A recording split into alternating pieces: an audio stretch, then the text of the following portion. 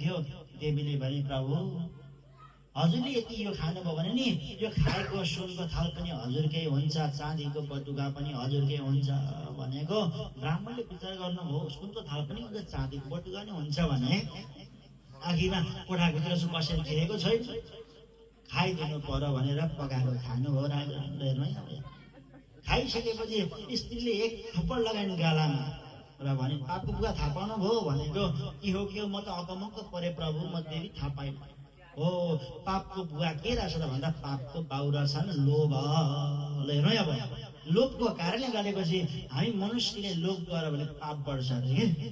त्यसले गर्दाखेरि के त भन्दाखेरि पापको बाउको नाम हो लोभ।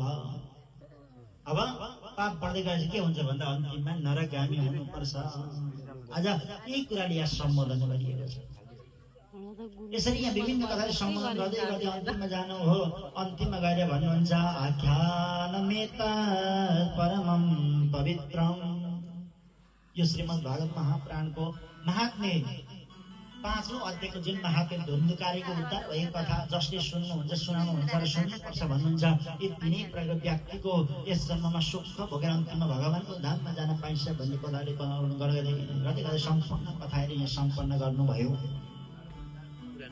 अझै सम्पूर्ण कथाहरू सम्पन्न गर्दै गइसकेपछि अब नैमिषारण्य नाम गरेको पवित्र पावन दिव्य भूमिमा बस्नुभएको 88,000 ऋषि मुनिको परम पौडा सुतजी महाराजले बताउनु भएको सोही कथा भगवान विष्णुले उतापट्टि गएर ब्रह्माले नारदलाई, नारदले वेद व्यासलाई, व्यासले शुकले महाराज परीक्षितलाई सुनाउनु भएको त्यही कथा सनकादि कुमारेश्वरले नारदलाई बताउनु भएको त्यही कथा लिएर यहाँ पनि भृगु गोत्रमा उत्पन्न भएर दिवंगत प्राप्त गर्नुभएका सम्पूर्ण ज्ञातका पितृहरूको उद्धार भएर जाओस्, वैकुण्ठमा बास पाउनुहोस्, विष्णुलोकमा बास पाउनुहोस्, शिवलोकमा बास पाउनुहोस् भन्नका लागि श्रीमद् भागवत महापुराण आयोजना गर्नुहुने सम्पूर्ण कर्ता परिवार र सुन्नुहुने सम्पूर्ण श्रोताजनको पनि मनोमानसिक फल प्राप्त होस्।